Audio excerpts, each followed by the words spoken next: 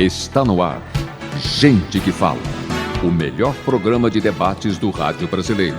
Gente que Fala tem texto e direção geral do jornalista Fausto Camunha.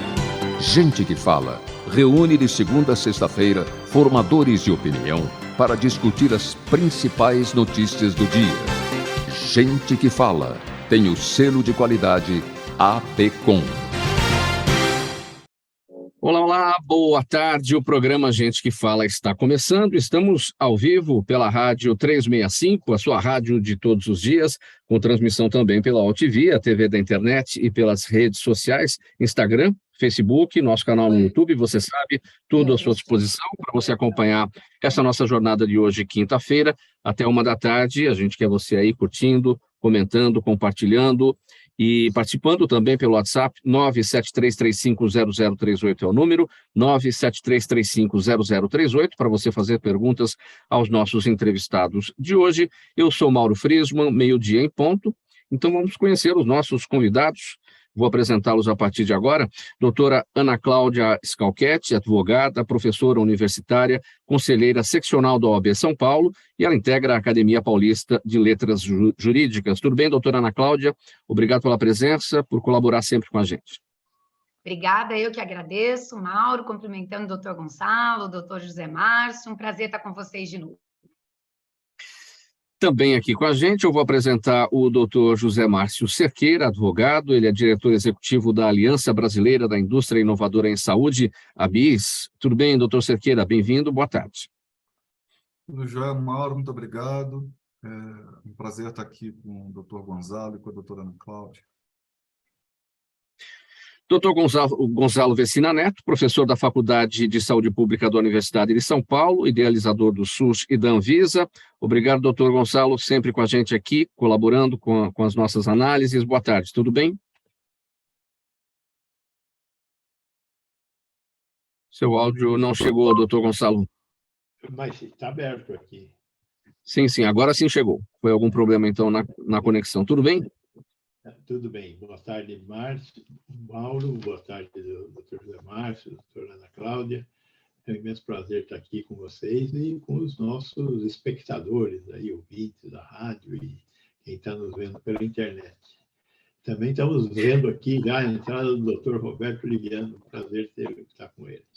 Sim, doutor Roberto Liviano, chegando agora. Doutor Roberto Liviano, procurador de Justiça, escritor e palestrante, integra a Academia Paulista de Letras Jurídicas, presidente do Instituto Não Aceito Corrupção e vice-presidente do Movimento do Ministério Público Democrático. Boa tarde, procurador, bem-vindo. Tudo bem? Como estão as coisas? Boa tarde, tudo bom? Desculpa, teve um problema aqui, uma oscilação momentânea aqui no sinal da internet, mas consegui entrar aqui. Um prazer estar com todos vocês aqui. Obrigado pela presença, pela colaboração. Chegou no tempo certo, doutor Liviano, estava aqui exatamente nas apresentações e aguardando aqui a sua chegada. Vamos ao primeiro assunto de hoje, gente, 12h02. Este é o programa Gente que Fala de quinta-feira, né? O Gente o Gente do MPD que fala, desculpe, parceria nossa com o Movimento do Ministério Público Democrático, o apoio da Câmara Brasileira de Diagnóstico Laboratorial e do escritório Nasser Rajab, advogados associados. Então, primeiro tema por aqui, diretorias de ensino ligadas à Secretaria Estadual da Educação de São Paulo passaram a orientar escolas públicas e particulares sobre como agir em casos de violência e ataques. As escolas receberam comunicados nos últimos dias sobre esse tema e enviaram e-mails a pais, alunos e professores diante dos boatos sobre ataques nos próximos dias e afirmaram que as aulas estão mantidas. A orientação das diretorias de ensino é de que, diante de qualquer ameaça no prédio escolar ou em rede social no qual seja citada a escola ou alunos e seus profissionais, é preciso agir, ou melhor, é preciso registrar boletim de ocorrência, acionar a Polícia Militar pelo 190 e informar a diretoria de ensino nessa ordem de prioridades. Doutora Ana Cláudia, eu começo com a senhora a respeito desse tema. Mais do que essas ações que devem ser tomadas pela comunidade escolar, um menor sinal de ataque, é o trabalho, claro, evidentemente, de prevenção desse tipo de ocorrência, que é a grande preocupação agora nesse momento. Exato, Mauro, aproveito para cumprimentar, doutor Roberto Liviano, sempre uma alegria revê-lo nesses momentos importantes de debate. Eu aqui parava para fazer uma reflexão dos meus 49 anos recém-completados. Eu passei a primeira metade como estudante e a segunda metade como professora. Então, o sistema educacional fez sempre parte da minha vida. E o que acredito que a gente precise agora refletir, e é uma reflexão muito maior do que apenas os primeiros socorros, né? De ligar para a polícia, de fazer boletim de ocorrência, é como a gente lida com essa onda de violência. Tem um filme, na verdade, alemão, com o título A Onda, que mostra muito bem o que as pessoas conseguem fomentar em grupo. Então, essa violência, ela não é apenas uma questão individual, de pessoas que, por N razões, inclusive algumas patológicas, praticam esses atos terríveis, mas ela é também resultado de um movimento de mau uso da rede, das redes sociais, da rede mundial de computadores. Então, acho que a gente tem que refletir por que a violência está ocorrendo e como a gente consegue achar antídotos. Eu vou aproveitar, né, do doutor Gonzalo aqui, que é da área da saúde, doutor José Márcio também, para a gente pensar em antídotos para não deixar que essa violência se instale e aumente. Cria-se uma onda de pânico que não é benéfica para ninguém, e muitas vezes com aquele componente que o doutor Roberto Liviano conhece também, das fake news. Então, a gente já teve aí, na última semana, 2 ou 3 datas marcadas para ataques em massa. Isso, obviamente, não aconteceu, porque eram movimentos falsos, de não verdade, ainda bem, mas a rede, ela dá esse volume. E acho que também não se pode deixar de comentar que a mudança de postura da imprensa nesses casos de violência é o primeiro passo para a gente achar um caminho para reverter essa situação. Eu li recentemente a coluna do Dr. Liviano falando exatamente dessa mudança de postura, e é algo que nós já trabalhávamos mesmo, né? De não glamorização do crime ou do criminoso. Então, é uma série de componentes que a gente precisa levar em consideração, mas é um momento delicado da educação. Eu estou há mais de 20 anos na Universidade de Mackenzie e, cá entre nós, eu vivi portões totalmente abertos, eu vivi instalação de catracas, eu vivi identificação magnética e temo viver detecção de metal, né? Porque a gente só vai achando, na verdade, novos obstáculos para conter um resultado e não pensar o porquê ele estaria ali se instalando. Mas eram essas as pequenas observações, e eu deixo para os meus colegas agora me auxiliarem nesse caminho imenso aí da reflexão. Qual é a reflexão, doutor Roberto Liviano? Os colégios sendo orientados, portanto, pelas diretorias de ensino ligadas à Secretaria Estadual de Educação, é claro, as informações são essas mesmas, o registro do boletim de ocorrência, acionar a Polícia Militar pelo 190, informar a diretoria de ensino, mas mais do que tudo isso, o trabalho de prevenção, o olhar para esse problema psicossocial, né, que a gente vive, problema policial também que a gente vive em relação a esses ataques. É muito dramático que tudo isso esteja sendo vivido, especialmente porque eu imagino que dos ambientes que estão à nossa volta, o ambiente da escola é um daqueles ambientes que talvez nós consideremos um dos mais seguros, né? Aquele local em que nós deixamos os nossos filhos, as nossas filhas, é aquele ambiente, talvez, um dos mais seguros. É o ambiente do aprendizado, né? É um ambiente em que você considera um ambiente mais puro, mais seguro. Você não imagina que ali poderá ocorrer a agressão, a morte, como foi vítima a professora de 71 anos por um aluno, né? Alunos, professores sendo agredidos, mortos, a facadas e tudo mais, né? No entanto, isso vem ocorrer maneira sistemática, né? Nós vemos uma verdadeira cultura da violência, né?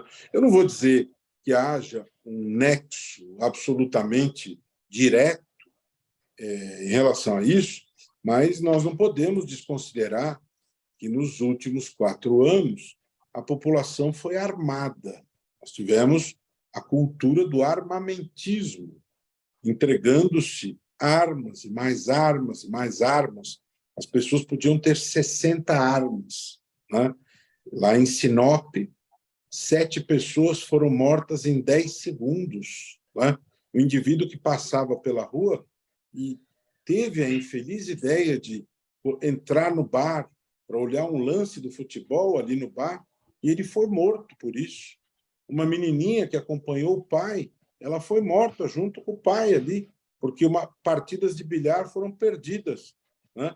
E o matador, ele teve a arma junto com esta onda de armamentismo irresponsável em que o mandatário maior da nação afirmou solenemente: deve-se comprar fuzil e não feijão.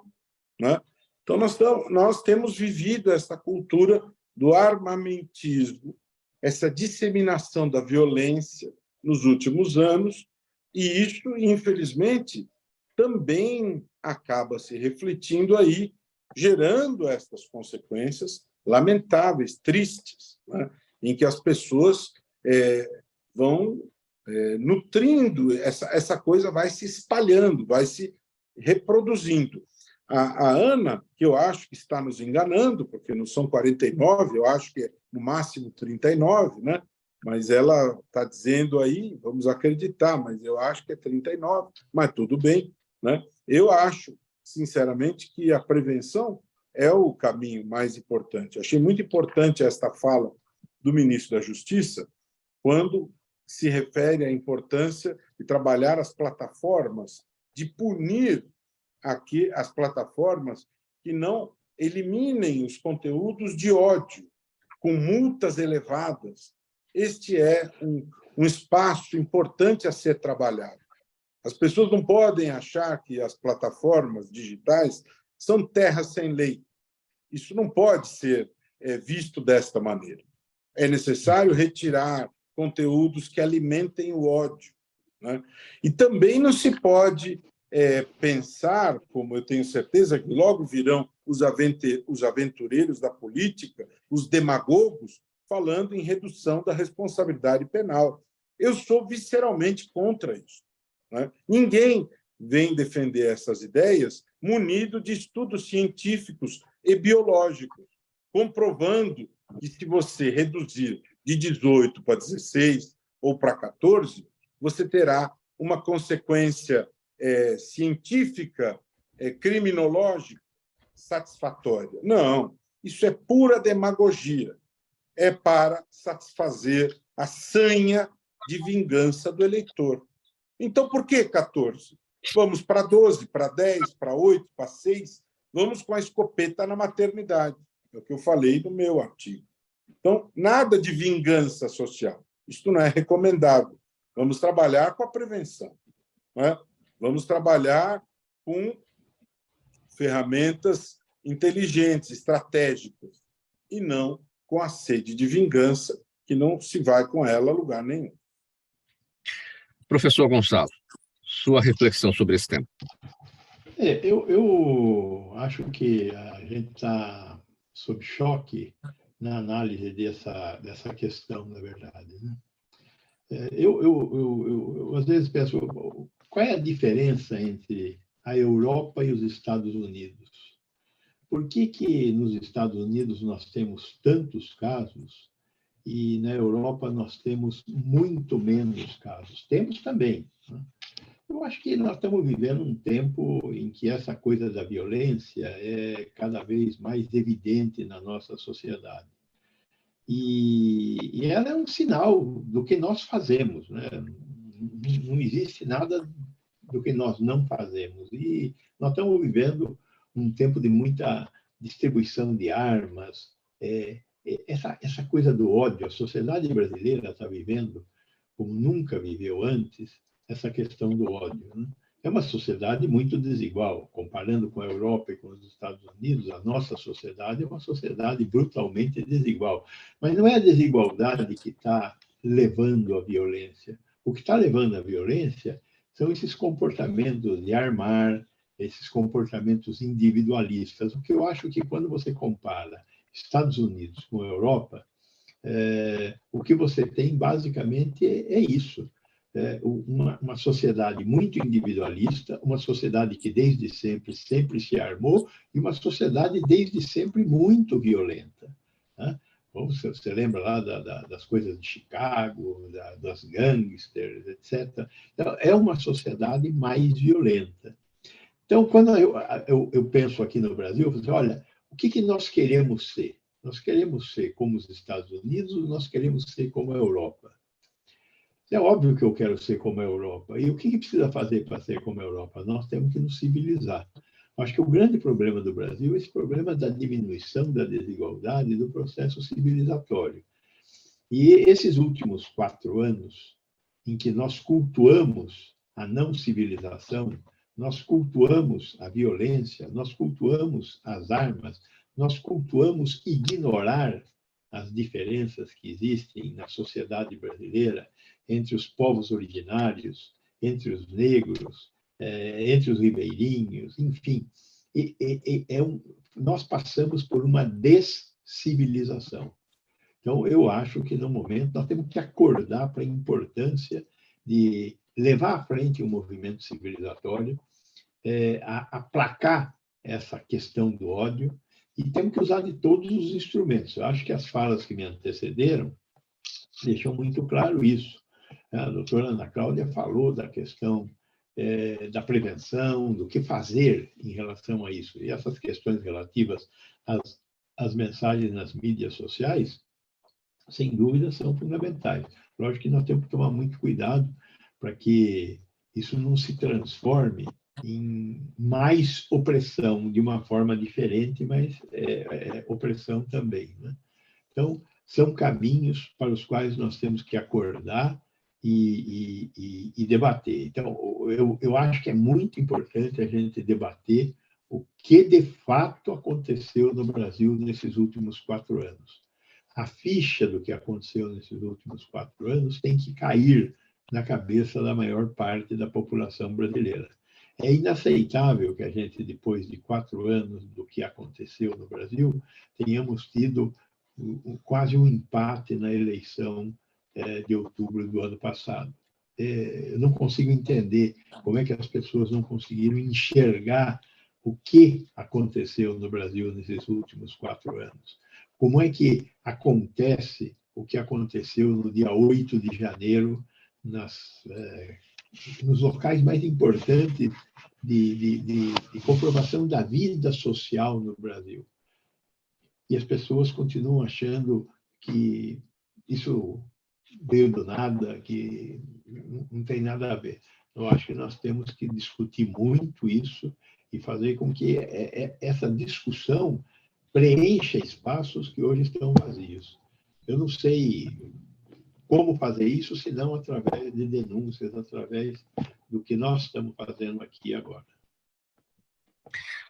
Doutor José Márcio Cerqueira, a sua reflexão sobre esse nosso tema. É uma questão bastante complexa, né, pessoal? Porque não tem uma saída fácil. Eu acho que a reflexão dos meus colegas aqui foram perfeitas, sobretudo com relação a essa questão da falta de civilidade dos últimos anos, que é o que vem autorizando, do meu ponto de vista, esse incremento da violência, de um modo geral, contra todo tipo de pessoas, especialmente as crianças. Agora, eu entendo que, de repente, aquilo que é o pior disso, né, poderia ser o pior, são as redes sociais, eu acho que pode ser uma fonte de prevenção.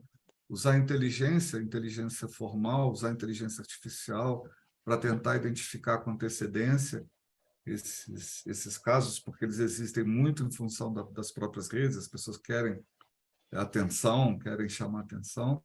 Então, o primeiro ponto, eu acho que seria instituir protocolos de inteligência, seja artificial ou natural, para que monitore as redes nesse sentido. Outra coisa que eu acho bastante importante é o treinamento dos professores e dos cuidadores. Eu acho que eles têm que receber um apoio, inclusive de ordem psicológica, porque eu tenho ouvido de relatos de pais aqui que estão todos muito abalados e muito preocupados. E agora a gente vive num sistema educacional que tem muitas carências, né? Esses atentados, essas barbaridades, normalmente acontecem em comunidades pobres, em situações ali onde já tem muita falta onde já é muita coisa necessária, ainda viram uma questão dessa. Então, eu realmente acho uma situação bastante complicada. Agora, eu entendo que eu acho que com informação, controle, não é controle, com análise de informação e com inteligência, com treinamento adequado para esses professores e diretores e demais profissionais da escola, eu acho que a gente consegue, pelo menos, evitar que grandes tragédias ocorram. 12h20, pessoal, para finalizar esse tópico, quero só acrescentar uma informação que me foi solicitada agora de manhã pela Polícia Militar de São Paulo. E essa informação está no policiamilitardesaopaulo.blogspot.com e trata do seguinte, trata do aplicativo 190SP, que faz o registro das ocorrências. Esse aplicativo foi atualizado com uma nova função nos chamados de emergência, e essa nova função, essa nova opção, chama-se Segurança Escolar, e dá atendimento prioritário às ocorrências em escolas, proporcionando mais agilidade no atendimento policial. Aí eles explicam aqui, essa informação está justamente na página, a nova funcionalidade pode ser acionada de qualquer cidade do estado, e o seu chamado vai ser imediatamente direcionado às equipes mais próximas do local, sem precisar passar pela etapa do atendimento telefônico por meio do 190. E o aplicativo está disponível, claro, para Android, para iPhone e tudo mais. Então, tudo isso aqui no Polícia Militar de São Paulo, blogspot.com, para você ter sempre o aplicativo 190SP aí na palma da sua mão. Seguindo aqui para o nosso próximo tema, para falar sobre Bolsa Família. O governo federal bloqueou o Bolsa Família de 1.200.000 pessoas que moram sozinhas e passaram a receber o benefício durante o período eleitoral no segundo semestre de 2022. Segundo o Ministério do Desenvolvimento Social, esse grupo terá 60 dias a partir de amanhã para recadastrar as informações e demonstrar que, de fato, preenche os requisitos para acessar o benefício. Procurador Liviano, esse bloqueio foi determinado porque o governo identificou uma explosão de cadastros de famílias unipessoais em 2022 e suspeita que boa parte seja fruto de informações falsas. Sua avaliação. Bom, eu vejo algumas nuances importantes nesta notícia. Primeiro, eu já li muito e vi muitas referências ao fato de que o governo simplesmente vê inflarem estes números dos benefícios sociais e tem interesse nesta inflação e nada faz a respeito, né? E essa notícia, ela, a meu ver, é positiva, porque os programas de renda eles são relevantes diante da desigualdade social que o professor Gonzalo grifou com muita felicidade, e esse é o grande problema social do Brasil. Portanto, programas de transferência de renda são absolutamente essenciais. Países ricos, como os Estados Unidos, também os têm, né? E nós precisamos ter diante do gravíssimo problema de desigualdade social. Agora, situações fraudulentas precisam ser combatidas. Portanto, é uma notícia positiva o combate às fraudes. Por outro lado, eu penso que é necessário que as pessoas sejam capacitadas, as famílias sejam cada vez que tenham oportunidades de evoluir no sentido de terem emprego, que os filhos tenham acesso à educação, que se invista cada vez mais em educação de boa qualidade. Esta é a prioridade das prioridades que o Brasil precisa ter, né? E eu penso que nunca foi a prioridade das prioridades que pode gerar grandes transformações sociais no Brasil, né? Temos que ter as transferências de renda, os benefícios, eles são essenciais, mas é necessário que, paralelamente, se invista maciçamente em educação pública de qualidade. Eu penso que a escolha do ministro Camilo Santana é uma boa escolha, porque o estado do Ceará tem educação pública de qualidade e vem se destacando no cenário nacional por ter educação pública de qualidade, né? Então, eu tenho esperança de que o bom exemplo do Ceará se amplifique e que atinja os outros lugares do país que precisam deste bom exemplo. Nós precisamos ter uma situação em que a educação pública de qualidade chegue a todos. Não é justo que apenas as crianças bem-nascidas tenham o direito à educação. As crianças pobres têm o mesmo direito, não é? Então, programas de distribuição de renda são importantes, mas é necessário que se invista socialmente para que haja cidadania efetiva, para que não se tenha eternamente a dependência dos programas de renda. Isso me preocupa muito, não é? Combater a fraude, sem sombra de dúvida, mas é necessário investir para que as famílias não dependam eternamente disto. Este investimento social é de suma importância, não é? Na educação, no emprego, não é? Para que haja esta melhoria, esta evolução, este progresso social, a reversão da desigualdade, que tem que ser a prioridade das prioridades. Esta é a grande prioridade que nós precisamos ter para que possamos evoluir verdadeiramente como nação. Doutora Ana Cláudia, para a gente fazer uma reflexão sobre o que foi dito aqui pelo procurador Liviano, quando ele destaca sobre a necessidade da educação, do investimento social, claro, ele está apontando para aquilo que a gente chama de porta de saída, né, desses programas de transferência de renda. É verdade, os Estados Unidos têm um Bolsa Família, é o maior programa de distribuição de renda do mundo, e é importante que isso ocorra para essa situação de vulnerabilidade social, mas é importante, claro, que tenha a porta de saída, que é uma coisa que a gente não tem aqui, e eles, os americanos, têm lá. É o investimento em educação, apontamento para o mercado de trabalho, para que ninguém continue vivendo eternamente dessa renda distribuída pelo Estado. Sua avaliação. Mauro, a frase que eu queria repetir do Dr. Liviano é prioridade das prioridades, né? A receita, a gente sabe qual é. Investir em educação, nas garantias que são constitucionalmente previstas, fazer com que realmente elas aconteçam, mas parece que isso nunca chega, parece que a gente só enxuga gelo, parece que a gente foca a nossa atenção em problemas que aparecem a cada dia e todo mundo corre para apagar um incêndio aqui e outro ali, e as políticas verdadeiras de combate à desigualdade não saem do papel. E aí, outro dia, eu até mandei um artigo para o Dr. Liviano, que foi publicado, né, sobre essa questão da igualdade e desigualdade. É importante frisar que a desigualdade interessa. Eu acho que nós precisamos colocar o dedo na ferida. Todos buscamos a diminuição da desigualdade, nossos corações acreditam que isso é o correto, é o justo, que não dá para viver numa sociedade em paz e feliz se nós tivermos esse abismo entre pessoas que ganham muito e pessoas que não têm com o que viver. Mas eu acho que também está na hora da gente admitir que a desigualdade é muitíssimo interessante para a perpetuação de alguns no poder, muitíssimo interessante para a submissão de pessoas às ideias daqueles que dominam.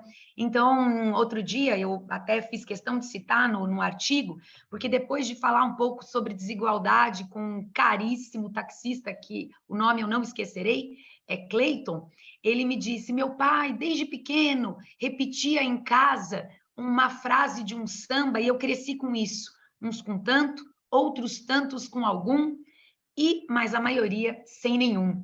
Então, há quantos anos a gente fala disso?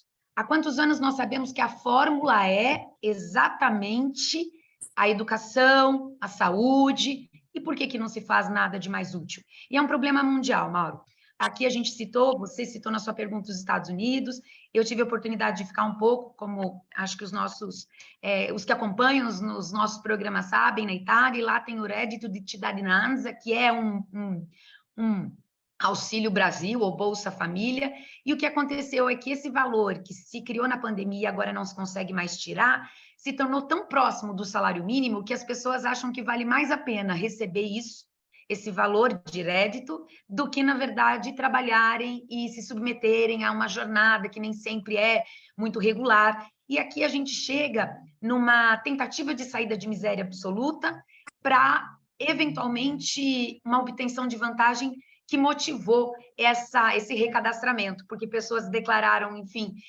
que tinham uma família solo para poderem receber os valores dados ou fornecidos pelo governo. O problema é complexo, mas eu acho que o primeiro passo é admitamos que não é fácil tirar essa desigualdade estrutural, porque ela serve ao interesse de muitas pessoas. E cabe a nós, aqui, que temos voz, tentarmos tocar nessa ferida. 12:30 agora, você está na Rádio 365, a sua rádio de todos os dias, também pela OTV, a TV da internet e pelas redes sociais, Instagram, Facebook, o nosso canal no YouTube. Programa Gente que Fala, edição de quinta-feira, gente do MPD que Fala, parceria nossa com o movimento do Ministério Público Democrático, o apoio da Câmara Brasileira de Diagnóstico Laboratorial e do escritório Nasser Rajab Advogados Associados. Próximo tema. Um grupo de 9 entidades representantes do setor da saúde entregou um manifesto aos deputados que analisam a reforma tributária. Ele pede tratamento diferenciado na cadeia de bens e produtos e dizem que haverá repasse de preço ao consumidor se a tributação de bens essenciais for nivelada à dos não essenciais. Neste manifesto, as entidades dizem que o setor de bens e produtos da saúde já conta com um regime tributário diferenciado por ser considerado essencial à saúde e que a elevação da carga tributária vai impactar o preço de vacinas, terapias avançadas e dispositivos médicos utilizados pelos profissionais. Doutor Cerqueira, a ABIS, que é a Aliança Brasileira da Indústria Inovadora em Saúde, é uma dessas 9 entidades que assinam esse manifesto. Em que pé está a situação? Bom, a gente fez esse manifesto em conjunto, são 9 associações, ou 10 talvez, que se reuniram para pedir que a saúde tenha um tratamento diferenciado. Ontem, numa reunião, até falaram um tratamento estratégico e não diferenciado. Porque, no nosso entendimento, o que acontece? O país deveria considerar, na verdade, já considera que isso está na Constituição, existem algumas áreas, como a saúde e a educação, que já têm uma proteção constitucional. Elas deveriam ser consideradas estratégicas não só pela sua finalidade, porque um dispositivo médico, um medicamento, uma vacina, ele não é substituível, você não tem para onde correr. Se você precisar daquilo ali, é o princípio da essencialidade. Você vai ter que fazer uso daquele dispositivo ou daquele medicamento. No nosso entendimento, isso tanto tem ligação com a questão da saúde propriamente dita, porque na pandemia a gente viu países tendo uma atuação predatória, comprando várias vezes o tanto de vacina que precisa, e não encaminhando para os outros, e país segurando o produto, aquilo tudo. Mas ele tem também uma questão econômica, porque são áreas digamos assim, da indústria ou do setor produtivo que tem um nível de conhecimento muito grande, exige profissionais altamente preparados. Então, se você vai pensar, sabe, talvez num marca-passo, na tecnologia embutida aí, na ligação disso com TI, nas pesquisas genômicas, enfim, todo esse universo, ele tanto demanda uma mão de obra muito qualificada, quando ele pode ser uma porta de saída econômica para o país. E, hoje em dia, esse setor já tem uma série de isenções. Quando a reforma tributária vem propondo que se acabe com todos os tipos de benefício e eleve a carga tributária, ou seja, a gente está falando de produtos que vão sair de 0% para 27% de imposto. A gente vê um desacerto no discurso, porque quem paga isso é o consumidor. Não se iluda. Se você colocando uma carga tributária dessa monta numa área tão estratégica tão essencial, esse preço vai ser repassado para frente.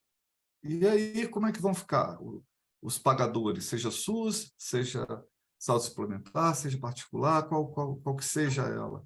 E diante de um momento de crise global, a gente está vendo crise de insumo, o doutor Vecina conhece bastante isso por conta da Anvisa, a gente, enfim, eu acho que será um tiro pela culatra, em vários sentidos, se a reforma for aprovada dessa forma. Mas ontem, numa reunião do GT da reforma tributária, tive a oportunidade de falar para deputados e senadores, é uma reunião pública, está gravada, está no site da Câmara. Eles sinalizaram que sim, saúde será considerada estratégica e não deve entrar junto com todos os outros produtos, agora resta esperar. Doutor Vecina, seu olhar sobre esse tema, regime tributário diferenciado para o setor da saúde, por ser considerado essencial para a sociedade. Esse regime, na verdade, já existe de forma diferenciada, e o manifesto das entidades do setor para que esse status continue dessa forma.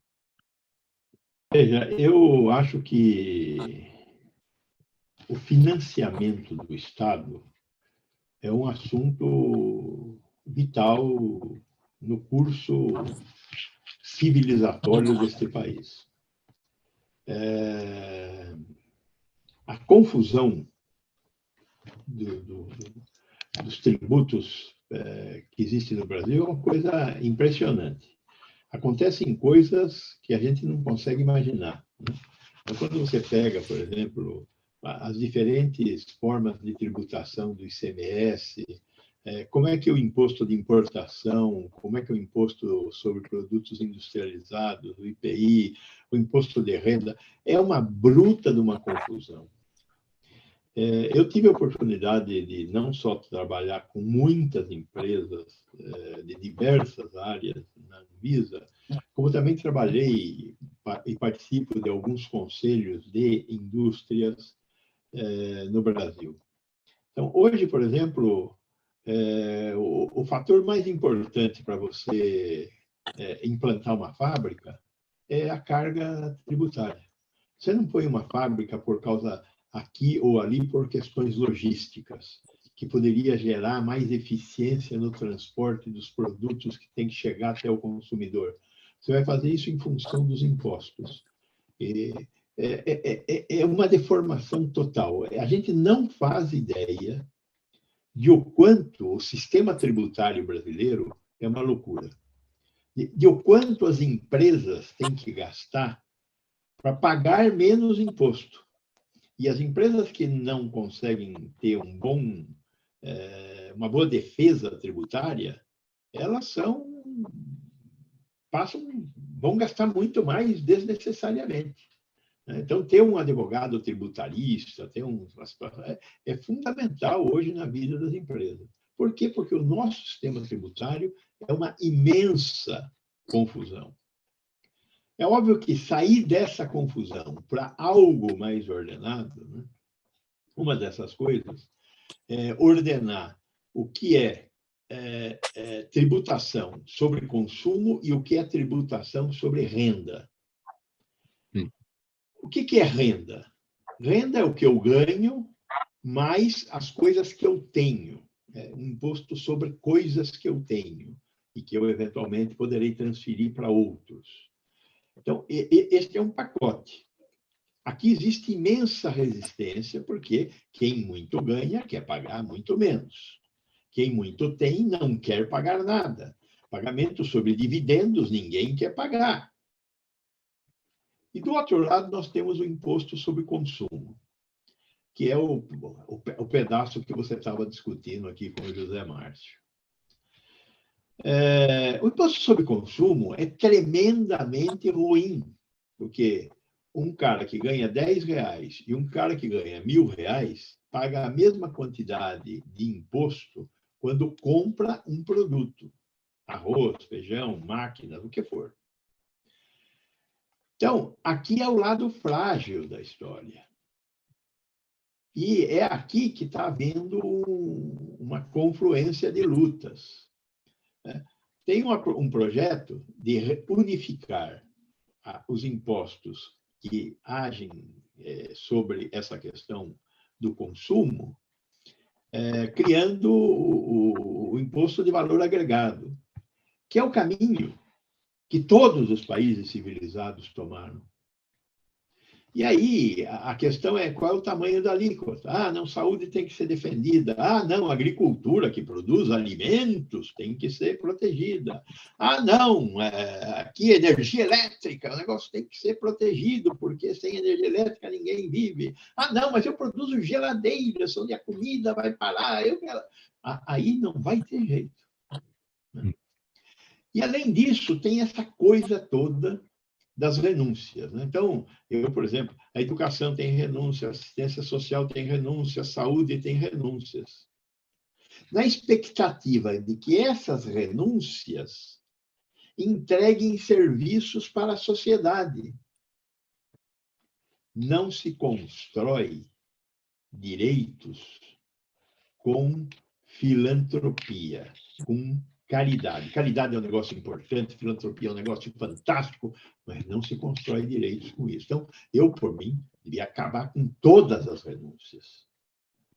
Porque a renúncia é uma expectativa de que você vai pagar menos imposto e, no lugar de pagar menos imposto, você vai fazer alguma coisa porque você é mais eficiente que o Estado. Eu acredito que, de fato, as pessoas são mais eficientes do que esse ogro filantrópico chamado Estado, nas palavras de Otávio Paz. Né?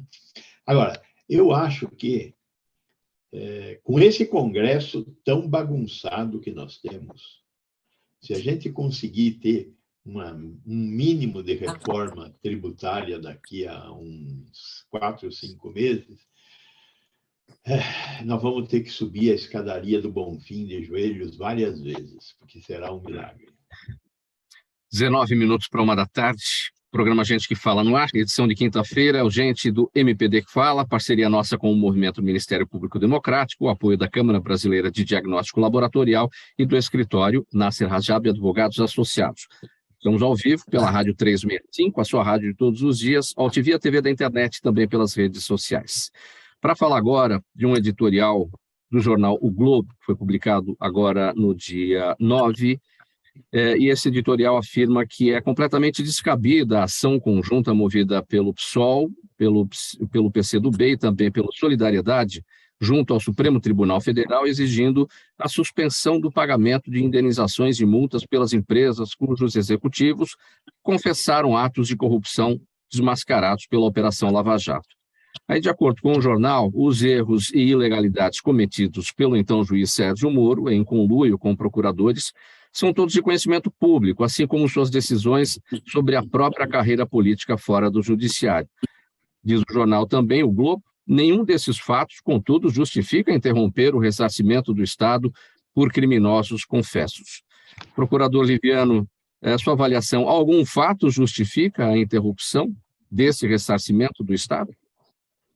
Bom, em primeiro lugar, eu quero deixar claro que as minhas considerações sobre esse tema nada tem a ver com considerações sobre os comportamentos do juiz Sérgio Moro, do procurador Deltan. Esses são outros temas em relação aos quais nós não vamos discutir agora, porque não é esse o nosso foco. Né? O nosso ponto aqui é o seguinte: nós tivemos investigações relacionadas a atos de corrupção. Estas investigações tiveram um determinado encaminhamento. Qual foi esse encaminhamento? As empresas suspeitas de práticas corruptas, por seus advogados, as melhores bancas de advocacia do Brasil, orientaram as empresas, formularam-se acordos de leniência. Esses acordos foram entabulados junto com o Ministério Público Federal e foram submetidos à análise do Supremo Tribunal Federal. Esses acordos foram homologados pela Suprema Corte do país. Nós estamos falando de acordos da ordem de 8,1 bilhões de reais, acordos homologados, e agora estes 3 partidos vêm à justiça dizendo não. Esses acordos que foram submetidos à justiça, homologados, em que as empresas estavam orientadas pelos melhores advogados do país, não, eles não valeram, eles têm que ser anulados, tem que melar os acordos, não valeram. Agora, é necessário ponderar o seguinte, como eu disse, orientadas as empresas pelos melhores advogados, os acordos todos submetidos à Suprema Corte do país, e mais, o argumento que se usa agora é que os acordos têm que ser anulados porque o montante dos valores gera grave consequência econômica, isso dificulta a atividade das empresas, isso impacta na economia. O Brasil é signatário da Convenção da OCDE e, no artigo 5º desta convenção, está expresso: não se pode deixar de punir atos de corrupção sob o argumento de dano à economia. O Brasil aderiu a esta convenção, que foi assinada em 1997, o Brasil aderiu a essa convenção em 2001. Não é? Então, este argumento não pode ser utilizado, porque o Brasil é aderente a esta convenção. Então, sob todos os argumentos possíveis e imagináveis, esta ação é um verdadeiro absurdo. Né? O relator é o ministro André Mendonça, e eu penso que o ministro André Mendonça deve rechaçar de plano. Aliás, o Instituto Não Aceito Corrupção está se preparando para ingressar nesta ação como amicus curiae, para apoiar o rechaço de plano desta verdadeira aventura, que não tem pé nem cabeça, que desafia a segurança jurídica, desafia os conceitos mais elementares do direito. Repito, isso não tem nada a ver com as questões dos personagens envolvidos, questões de lava-jato, isso não está em discussão aqui. O que está em discussão é segurança jurídica, isso está em discussão aqui, coisa julgada, uma convenção internacional assinada pelo Brasil, é isso que nós estamos discutindo aqui. Faltando 13 minutos para 13h, eu já vou seguir aqui para o próximo tema, em razão aqui da hora adiantada, e também porque temos, na sequência, as perguntas da nossa audiência. Mauro, alguém pode querer rebater meus argumentos. Acho que é leal perguntar se alguém quer rebater meus argumentos. Doutora Ana Cláudia. Subscreva. Professor Gonçalo e doutor José Márcio. Podemos seguir adiante? Então, vamos em frente aqui para dizer que facção criminosa pagava uma média de R$30 mil aos funcionários da área restrita do aeroporto de Cumbica por cada bagagem com cocaína despachada para a Europa. Os valores foram apurados pela Polícia Federal durante investigação sobre uma modalidade utilizada pelo tráfico para enviar droga para outros países, que é a troca de etiquetas de malas. O esquema ganhou repercussão após 2 brasileiras terem sido presas na Alemanha depois que suas bagagens foram trocadas por malas com cocaína. Todo mundo acompanhou aí o drama vivido por essas 2 pessoas, né? Eu não citei aqui de propósito o nome dessa facção criminosa, porque parte da imprensa entende que não se deve falar, porque isso acaba legitimando a existência dessas facções, né? Elas existem, mas é importante ter esse pensamento. Outra coisa que também não acho razoável é falar de números, né? Porque essas cifras milionárias acabam, né, nas mentes doentes, né, acabam produzindo um efeito muito perverso. Mas, nesse caso aqui, a gente teve que falar sobre essa média aqui de R$30 mil aos funcionários da área restrita do aeroporto lá de Guarulhos por cada bagagem com cocaína despachada para a Europa. O que esse episódio todo nos revela, doutora Ana Cláudia? Lamentavelmente, nos revela que, mais uma vez, o crime organizado é organizado, não é? E que a gente só acha quando dá um escândalo como esse que envolveu as 2 turistas brasileiras. Mas o que, Mauro, não ficou absolutamente claro ainda, pelo menos para mim, é a outra ponta do sucesso do cometimento desse crime de forma tão organizada. Porque aqui A facção criminosa procurava pessoas para corromper, para troca de etiquetas, as malas com cocaína chegavam em algum outro país. E lá deve-se pensar também que há de haver outra facção criminosa, minimamente cooperando com a nossa facção. Então, é um crime muito grave. A gente precisa ter uma cooperação internacional para o esclarecimento de todo esse esquema de corrupção e esquema de tráfico de drogas internacional, para que a gente consiga, de fato, coibir. E, mais uma vez, o que se explora é a desigualdade, né? Voltamos aí, talvez, ao primeiro ponto, né? Funcionários que ganham um salário bastante baixo, que nós naturalizamos, porque fazemos todos nós aqui parte de uma camada que não tem esse tipo de problema financeiro, ainda bem, mas não há de se fechar os olhos para essa coisa horrível que é você não ter o dinheiro para pagar as despesas do seu mês e muitas vezes contra suas próprias convicções. Não estou querendo desculpar nenhuma atitude, são todas pessoas que participaram de um crime gravíssimo, mas, de novo, o que se explora é a desigualdade, como em tantos outros casos que a gente teria para discutir aqui. Eu não vou ocupar mais o tempo para que para que se possa ouvir todos os colegas, mas é isso. Há uma cooperação internacional que precisa ser super investigada. Compartilha da opinião da doutora Ana Cláudia, procurador Roberto Liviano. Eu acho que algumas questões precisam ser observadas aí.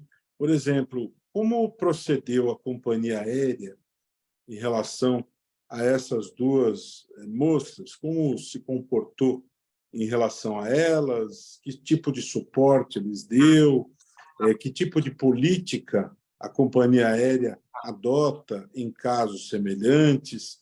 Eu gostaria de verificar isto, né? Esta remuneração que é dada a estes funcionários do topo da pirâmide é muito baixa. Isso precisa ser também trabalhado, precisa valorizar estas pessoas, de não terem uma remuneração tão ruim também. Esse é um fator de estímulo, né? Outro dia eu tive um problema com uma companhia aérea. Eu comprei uma passagem aérea quase 50 dias antes da viagem e eu, por uma razão, essa viagem não pôde acontecer e eu precisei cancelar isso. Me pareceu razoável receber a devolução do valor deste bilhete.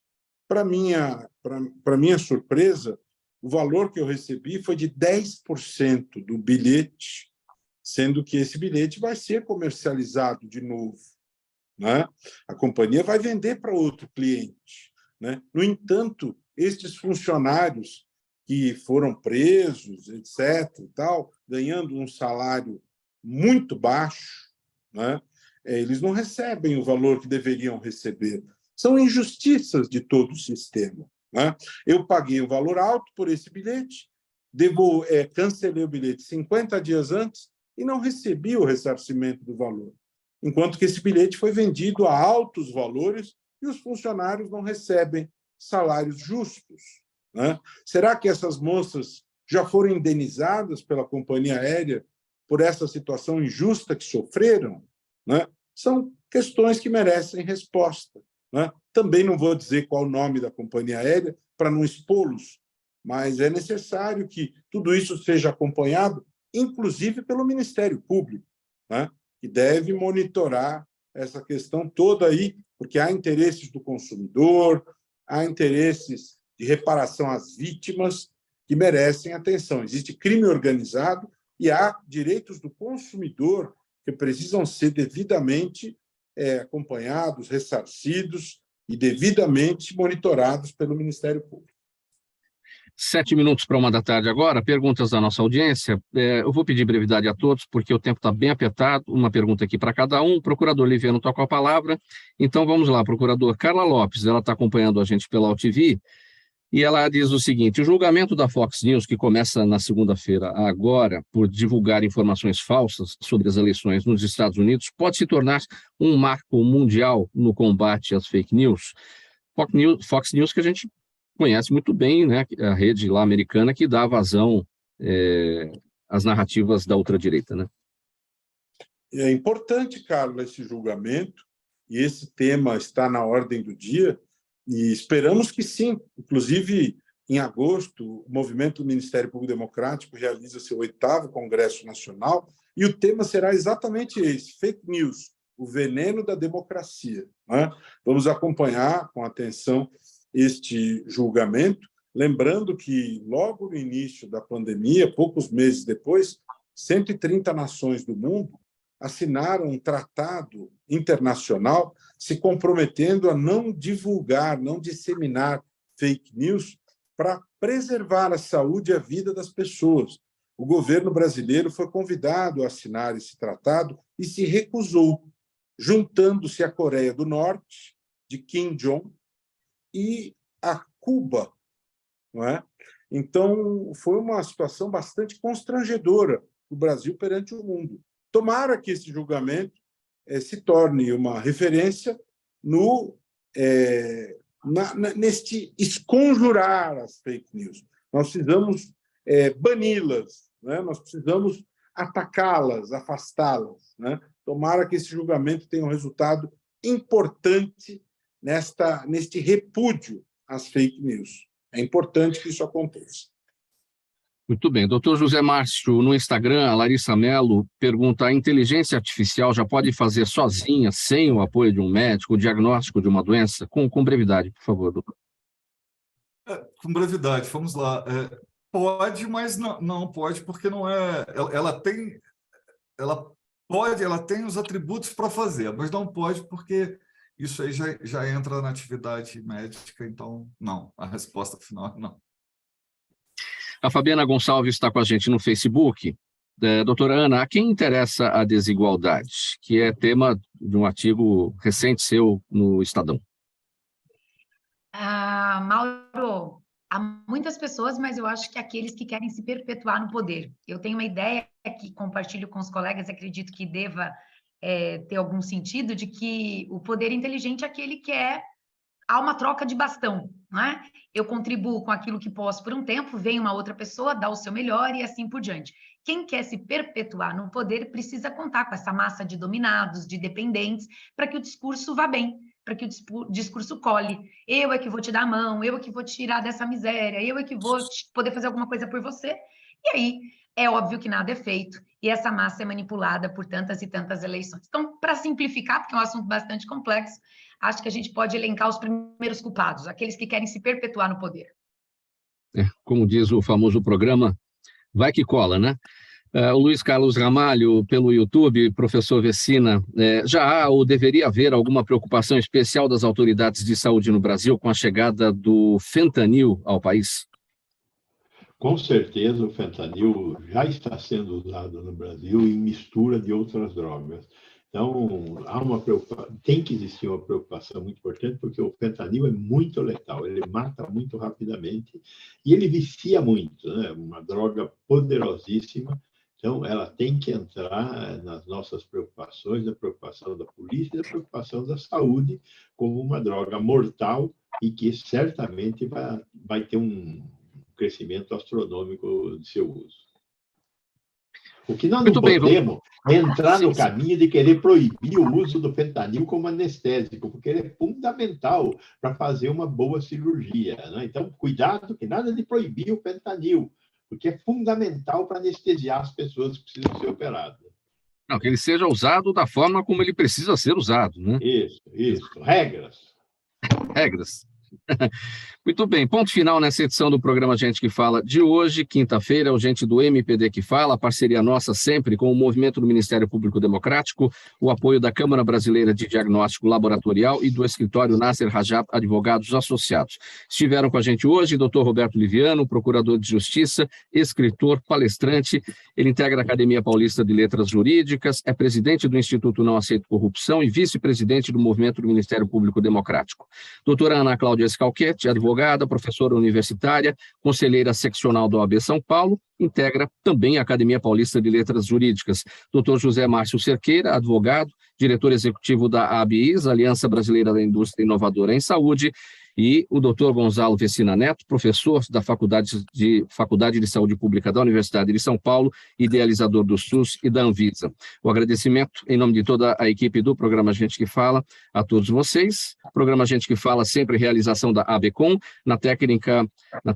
apresentação aqui minha, Mauro Friesman, pauta e redação do Pedro Schiavon, Zenilda Salvato, nossa diretora de produção, jornalista Fausto Camunha, nosso diretor-geral, você aí do outro lado, espectador, você internauta, a razão da nossa presença aqui todos os dias. Você fica agora na programação aqui da Rádio 365 com o programa O Melhor para a Melhor Idade, apresentado pelo Lucas Neto. A gente volta a partir de amanhã, ao meio-dia, pela Rádio 365, a rádio de todos os seus dias, pela Altivia TV da internet e também pelas nossas redes sociais. Obrigado pela audiência, até amanhã, um abraço a todos e uma boa tarde. Tchau, tchau. Só um pouquinho, gente.